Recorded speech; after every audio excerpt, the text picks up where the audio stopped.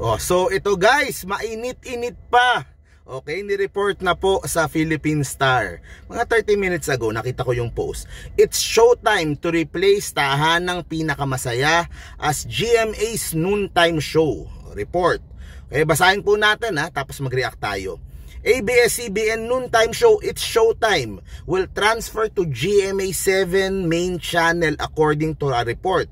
According to Filipino Star ngayon's El Guerrero, ABS-CBN and GMA are just finalizing details before they announce the big news. So It's Showtime moved to GTV last July after it declined yung sa TV5 na moved to 4:30 to give way for Eat Bulaga.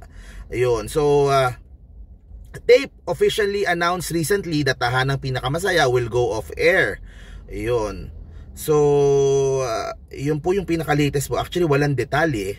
Walang, pero kung Philstar nang galing ito, medyo mabigat-bigat po yung medyo mabigat-bigat yung pong source na pinanggalingan. Hindi naman basta-basta naglalabas yung Philstar nang hindi man lang at least medyo medyo malapit sa katotohanan.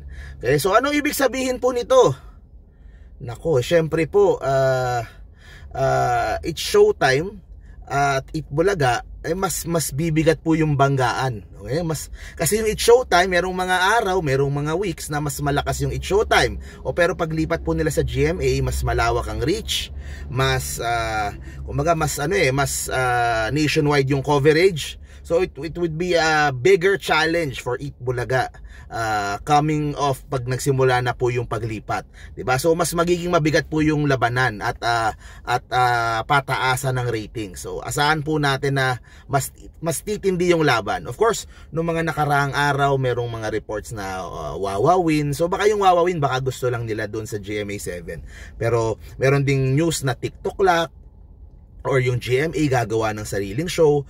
Pero kasi baka baka naisip din ng GMA na kaysa mawala pa yung It's Showtime, i-alok na natin yung ating pinaka main time slot na 12 o'clock. Kasi pag natapos yung kontrata by July ng It's Showtime, maaring baka lumipat ito at baka pumunta na dun sa All TV na ang chismis ay finalizing its partnership with ABS-CBN. Tapos posible din, may mga rumors din, 'di ba, na posible magka-franchise. So may chance talaga na maalis yung It's Showtime sa GMA sa GTV So baka nagkaroon ng chance, 'di ba? Nagkaroon ng bakanting time slot sa noontime sa main channel o inalok na ito kay La Vice Ganda. What does this mean para po kay La Vice Ganda? Well, pag mas malawak yung coverage, mas maraming pwedeng sponsors, mas maraming kita para sa show, mas maraming kita para sa mga host, sa mga staff. So bigger income dito po para sa It's Showtime, and mas malaki po yung chance nila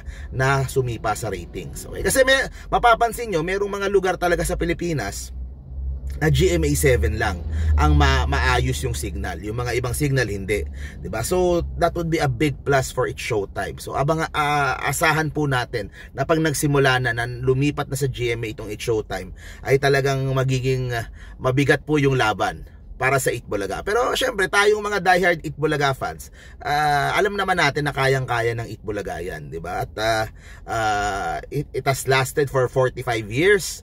And for sure it would last for 50 years, 60 years and beyond. At kayang-kaya makipagsabayan yan kung ano man po yung iba to nitong It's Showtime sa GMA. And dahil nasa GMA na itong It's Showtime, okay, posibleng mas magi-stricto itong It's Showtime.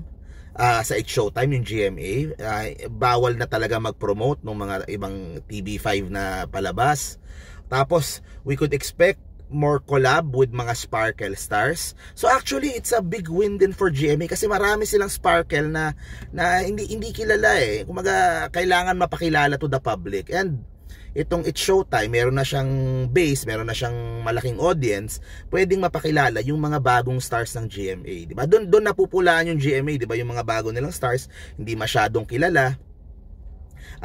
Kailangan pang ma-introduce sa tao. Yung It's Showtime kasi malakas sa social media So isipin nyo yung mga Sparkle na artista, sila yung sa Especially For You, sila yung, di ba, sila yung mga hurado.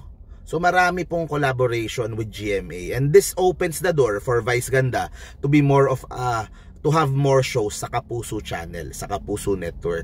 So I think yun ang main price doon ng GMA yung makuha si Vice Ganda. Kasi kung gagawa sila ng sarili nilang noontime show para lang patunayan na kaya nilang gumawa, it's a big risk, 'di ba? Sugal yun sa kanila. Hindi naman sigurado kung magki-click, baka malugi sila ng pera, mapapahiya pa sila. At least dito, meron ka nang sigurado na palabas na formula, talagang ayusin nyo na lang yung hatian ng kita tsaka yung kung paano nila matutulungan yung mga stars dyan sa GMA. So I think this is a smart business move for GMA.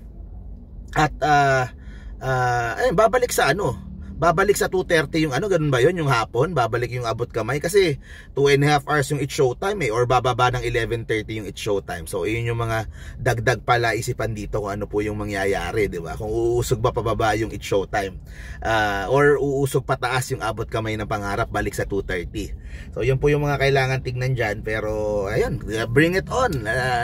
So ang punto lang din dito sigurado na tayo na hindi na talaga babalik yung tape sa noontime ng GMA.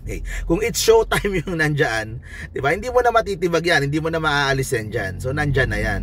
So kung ano man yung niluluto ng tape, it would be for a different time slot. So yun na muna guys, live tayo mamaya. Thank you very much po. See you po sa next video po natin. This is a developing news, Dabarkads. Okay, so mag-report na lang ako mamaya. Bye bye.